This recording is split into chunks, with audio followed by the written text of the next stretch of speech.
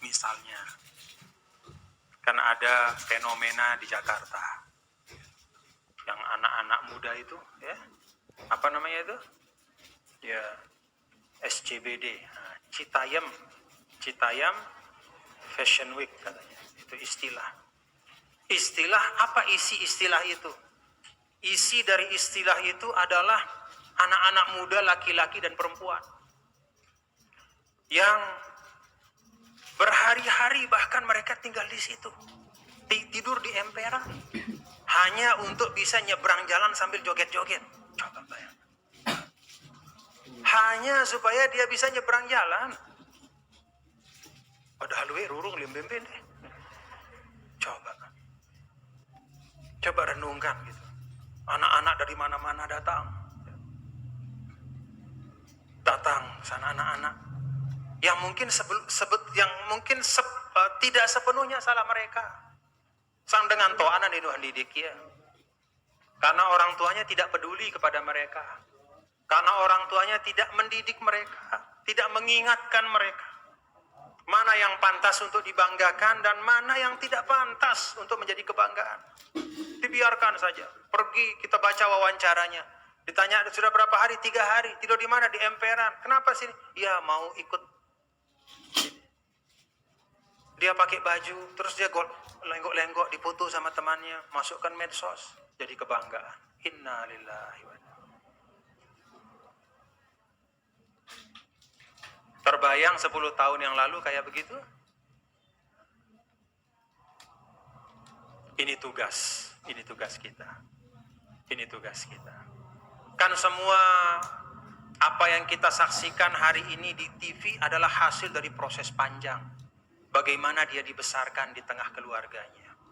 Bagaimana orang tuanya mendidiknya. Kalau dia punya tempat yang nyaman di rumah, dia tidak akan tidur di emperan. Walaupun bukan katakanlah tempat yang mewah, tapi ada kasih sayang. Tak mungkin dia akan tidur di emper. Bahkan yang lebih aneh lagi, mohon maaf, al-misliyah. Dengan mama, si Meta dengan mama.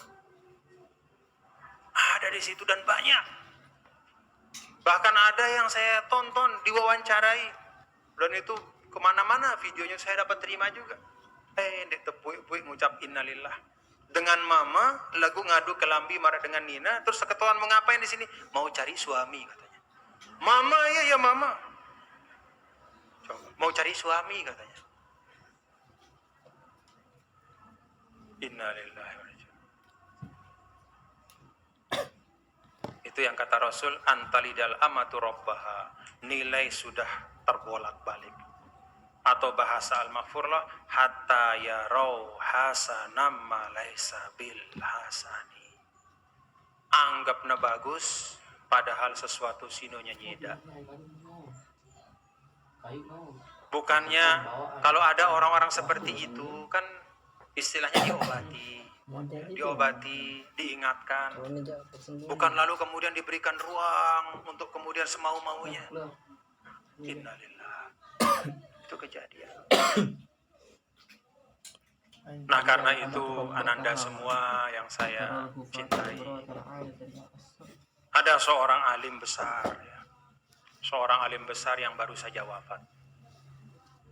Guru kita Al-Maghfurlah Al-Habib Abu Bakar Ali Al-Adni Al-Masyhur. Habib Abu Bakar Al-Adni. Beliau itu termasuk adalah guru dari para guru-guru habaib-habaib yang ada. Termasuk Habib Umar. Habib Abu Bakar ini kalau tidak salah adalah salah satu guru beliau juga. Habib Umar juga mengaji dulu kepada beliau. Wafat 2 hari yang lalu pada hari Rabu. Kita bacakan Al-Fatihah. Semoga Allah Ta'ala merahmati beliau, menempatkan beliau di tempat yang termulia di sisi Allah Subhanahu wa taala bersama eyang beliau yaitu baginda Rasul sallallahu alaihi wasallam bersama syuhada salihin. Al-Fatihah. Bismillahirrahmanirrahim. Alhamdulillah. Ar-Rahmanirrahim.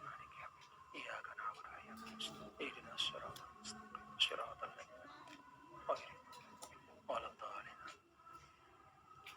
Habib Abu Bakar ini, bapak-bapak dan ibu, saudara-saudara sekalian, beliau mengarang banyak sekali tulisan, bahkan dalam kitab khusus yang beliau namakan satu pandangan atau satu bentuk fikih dalam arti kefahaman. Fikih itu artinya kefahaman.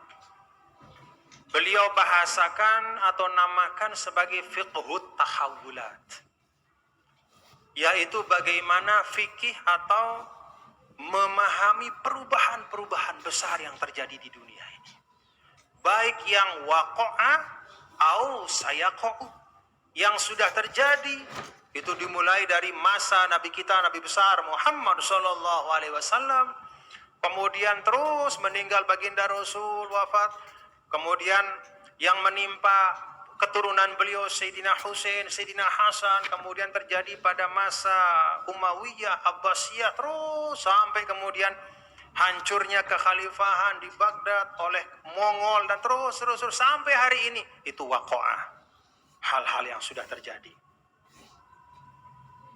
Au sayaqa'u, ataupun yang akan terjadi. Beliau mengambil dari hadis yang tadi kita baca atau kita sebutkan bersama, yaitu hadis Jibril. Beliau mengatakan bahwa fiqhus sa'ah atau fiqhut tahawulat itu termasuk bagian tak terpisahkan dari agama.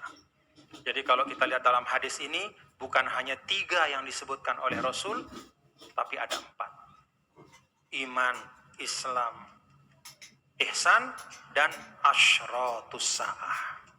Ini semuanya adalah bagian tidak terpisahkan dari paham atau pemahaman keagamaan kita, agama kita. Setelah 4 hal ini dijelaskan oleh Rasul, apa kata Nabi kepada Sayyidina Umar dan yang hadir di sana? Hadza Jibril atakum